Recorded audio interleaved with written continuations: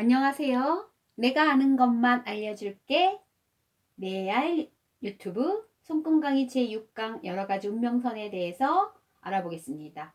운명선을 파트로 해서 1, 2, 3으로 나눌 건데 지금 제 1번째 파트예요.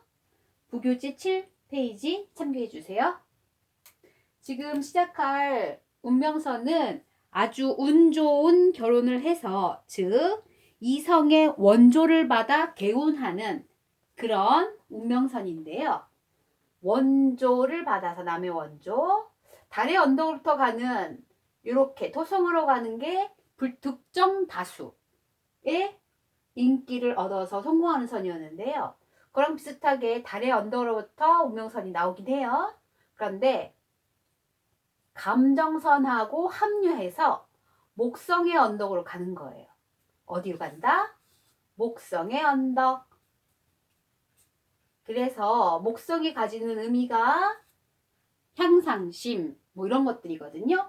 그래서 달의 언덕으로부터 뻗어나온 운명선이 감정선과 만나서 쭉 목성의 언덕으로 뻗어간다면, 이때 운 좋은 결혼, 이성의 원조로 개운하는, 즉 꽃가마를 타는 상, 그래서 사주로 말하면 금여 사주라고 보통 얘기하는 그런 좋은 선이 돼요. 그런데 비교해 줄 게 하나 있어요. 똑같이 달의 언덕에서 나왔어요. 감정선과도 합류했어요.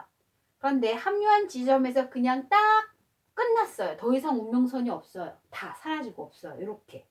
그러면 이럴 땐 손금은 어떻게 되냐면, 결혼으로 인해 오히려 명성과 지위를 다 잃어버려서 결혼이 곧 인생의 파국이 되는, 그런 잘못된 결혼을 하게 되는 그런 손금이 되니까, 비교해서 목성으로 가는 것과 없이 그냥 끊어진 것과는 전혀 틀리다라는 걸 꼭 기억해 두셔야 됩니다. 또 하나, 목성으로 가는 운명선 중에 또 좋은 운명선이 있는데, 탤런트 이순재 손금이라고 하여서, 이순재 아시죠? 왕 역할을 많이 하는, 연기 경력이 굉장하신 이순재, 탤런트 이순재의 손금인데, 역시 달의 언덕부터 시작해서 어디로 뻗어가냐면 토성이 아니에요. 바로 곧장 어디로 간다?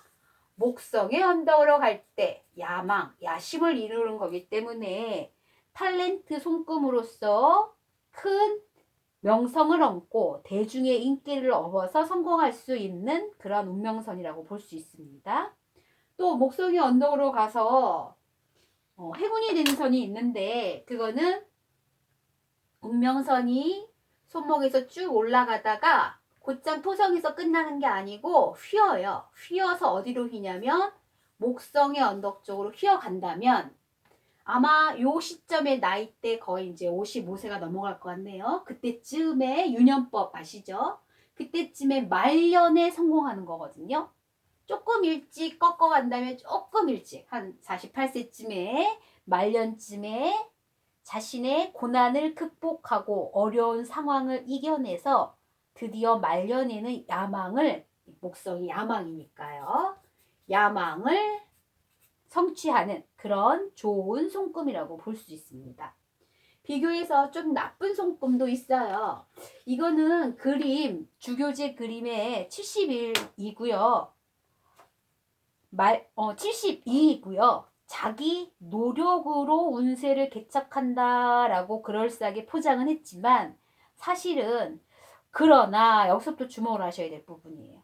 그러나 이 손금은 기구한 운명을 가진 손금이다 라고 얘기하는데, 그 왜 그러냐면요, 여기 태양선이 성공선, 인기선이라고 얘기했어요. 여기 태양선이 있는데 운명선이 이렇게 뻗어나와서 태양선을 끊고서 어디로 가냐면, 태양선을 끊고서 제2화성으로 가는 거예요. 그러면 태양선을 끊었다는 게 뭐예요? 성공, 명성 이런 걸 끊었거든요. 그렇기 때문에 이게 기구한 운명일 수밖에 없는 거예요. 예를 들자면, 무심히 그냥 아무 생각 없이 도장을 찍어주고 사인을 했는데, 그 사인이나 도장으로 인해서 큰 손해를 보고 낭패를 보는 기구한 운명을 가진 손금에 좀 조금 더 주의를 주셔야 될 거예요. 아무래도 좋은 손금보다는 조심할 부분들을 알려줘야 하기 때문에 도장 함부로 찍지 말아야겠다라는 그런 손금으로 꼭 좀 기억해 주셔야 되는 손금입니다. 또 하나는 운명선과 영양선이 나란히 가는 게 있어요. 그럼 비교하자면 운명선과 지금 부교재는 8페이지로 넘어갔습니다. 운명선과 영양선이 나란히 가는 그림 73을 보시면 영양선이라는 게 나란히 이렇게 가거든요. 그럼 좋은 협력자를 만나는 거예요. 그게 이제 직업상의 협력자라고 하면 조언을 해주는 사람, 상관이라든가 선생님이라든가 이렇게 어드바이서가 있어서 노하우 같은 거를 전수받아서 그 귀인을 만나는 거죠. 그래서 본인 사업에 좋은 협력자를 얻게 되는 거예요. 그러나 조심해야 될 건 늘 있어요. 그 협력자가 완전히 도와준다고 맹신을 해서 자기의 선택권을 모두 맡기면 낭패를 당할 수도 있기 때문에 물론 좋은 협력자를 만나긴 하겠으나 모두 다 맡기기는 자기 운명을 모두 다 그 사람한테 맡기는 것은 항상 조심해야 될 부분인 것도 꼭 기억해 두셔야 돼요. 그러면 지난번에 잠깐 생각해 본 게 있었어요. 어떤 거였냐면 평생 행운의 상이라고 해서 지난번에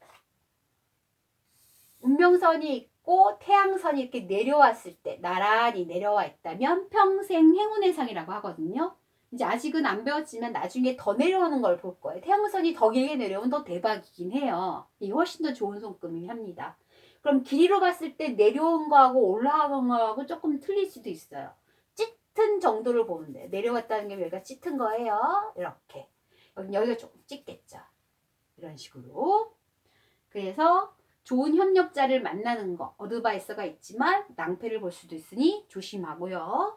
사실은 더 좋은 건 평생 행운에 사는 태양선과 태양선이에요. 나란히 있는 이게 더 평생 행운의 상으로 큰 복을 누리는 상이 더 맞아요. 이쪽이 좀 더 행운을 받을 수 있죠. 행운을 얘기해 보니까 하나 더 얘기해 볼게.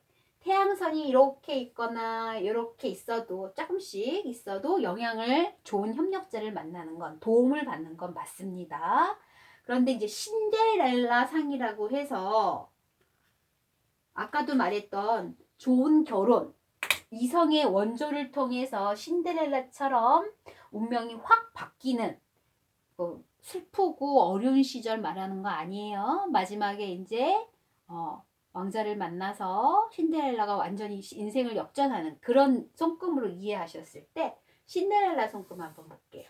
신데렐라 손금 아까 영양선이 이렇게 조금씩 와도 된다고 그랬죠. 그런데 영양선이 평행하게 있는 게 아니고 달의 언덕에서 나온 영양선이 이렇게 보조를 맞춰주면서 올라왔을 때 이거를 신데렐라 영양선이다 라고 얘기해서 이성의 원조로 운세가 펴는 것을 말해요. 근데 요거랑 비교해서 또 볼게 벼락부자가 되는 상이 있어요. 벼락부자.